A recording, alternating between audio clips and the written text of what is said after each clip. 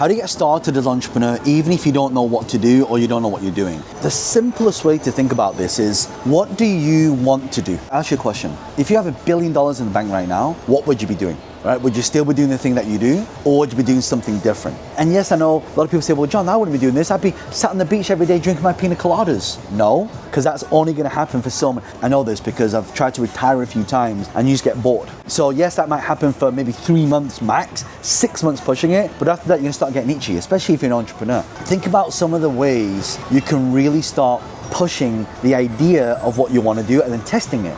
Let me give you one simple thing you can do. A lot of people say, John, I always wanted to create an app, right? So you can go to something like Lovable or Bolt. You say, create me an app that can do this. And you know what it can do? It will create it for you in about 5 or 10 minutes. Then you can take that and put it out on the World Wide Web and then see if people buy it. If you don't know what to do, you have to do the thing that gets you closer to the thing that you want to do, and it will feed back to you what you actually should do. Let me explain. I fly all around the world and I work with companies to give them specific strategies and intellectual property that allow their business to turn over more revenue.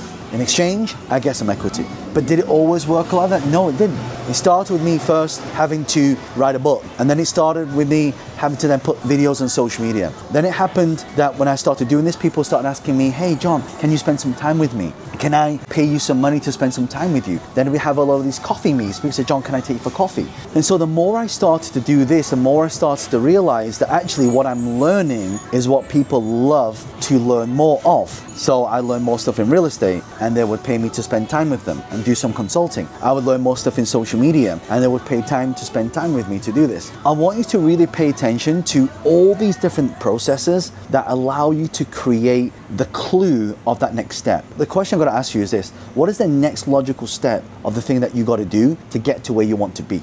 Right? Let me explain. If you're in a position right now where you go, well, John, I want to be a coach, but you are not doing some form of coaching or education, probably not going to work. Let's say you want to be a trader and you're not trading every single day, then you're not really feeling the market. So then the key is, how do we take what we do and how do we find people that want to learn what we do? Let me give you another example. My AV guy does trading. He trades the Forex market. And one day he's trading pound versus dollar, dollar versus a yen. And his name's Marcel. And when people see what he's doing, they say, well, Marcel, can you teach me when to trade the pound versus dollar, dollar versus the yen? And so all he did was create a private Facebook group, and people pay him euros per month to be able to get access to that. And so when he makes a trade, he just tells people, hey, I'm trading pound versus dollar, dollar versus the yen. And that's it. He's making 15,000 euros a month, just that on the side of what he's doing in his actual job as an AV technician. So why am I telling you this? We are now not living in the entrepreneurship age because it's too risky and there's so much competition. We're now living in the entrepreneur age, where we do what we do and we have something on the side that can produce an income. And for those of you, if you're like, well, John, I don't really know what to focus on the value. Focus on what people would actually come to you for to be able to produce something, and always listen to what your gut is telling you. If you're doing something that you don't like, then probably that's kind of a feeling. But the question is, how do we turn it to something that we like? So if you have no idea what you want to do, let's say you're a physician, let's say you're a GP, you say, John, I'm so busy with my clients. Okay, do you enjoy doing that? No. Do you want to do that for the rest of your life? No.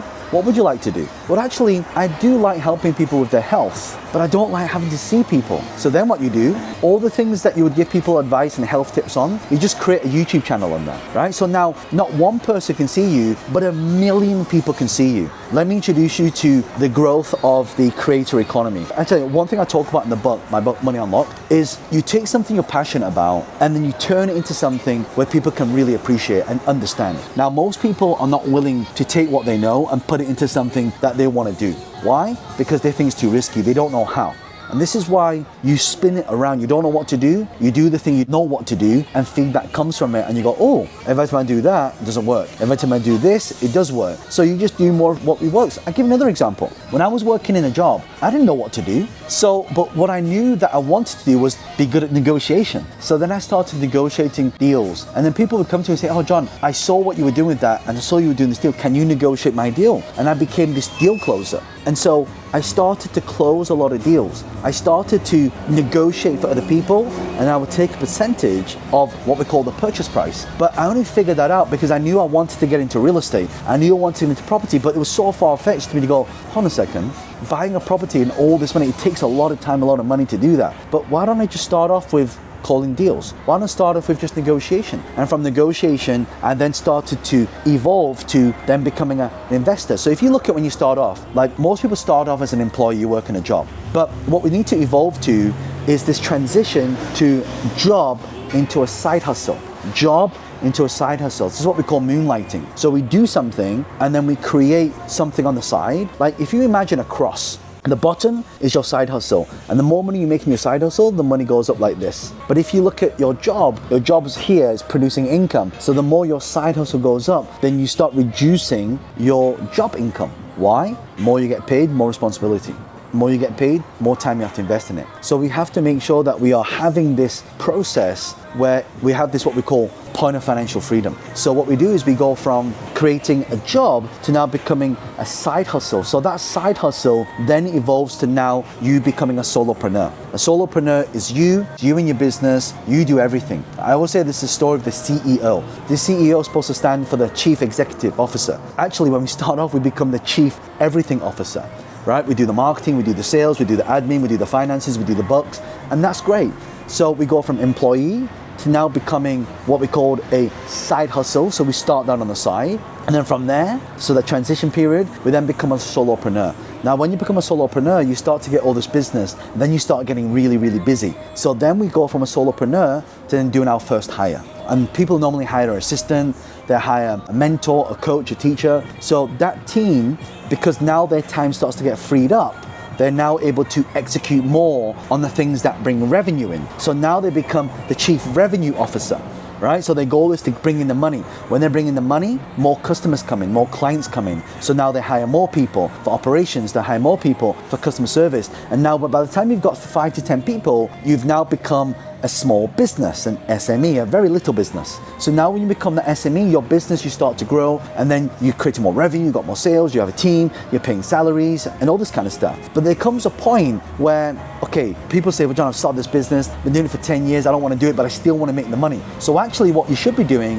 is taking a portion of your money and then putting that into some kind of investment. For example, instead of me starting a company from scratch, I'd rather just take the money I earn from the business and put it into other people's companies and then take a dividend or take equity or take shares. You see, when you understand it from this point of view, we go from employee to side hustle to solopreneur to a small business owner and then eventually to an investor. So this is what I call entrepreneur investor hybrid. Entrepreneur investor hybrid. So there's a lot of people in Silicon Valley, they start their own businesses, they do a big exit, then they become a VC, then they become, some kind of angel investor. And what happens is then we spin the whole thing around where now we become that investor with entrepreneurship skills, startup skills, leadership skills, management skills, speaking skills, revenue generating skills. This is the path of how we do business in today's market.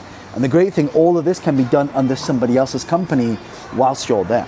Because we don't work to learn, we work to earn. And when these talents become great, guess what? They've been trained, now they become a spin-off of your company. That's how you have to think about it. The key to everything I'm telling you right now is when you don't know what to do, that's okay.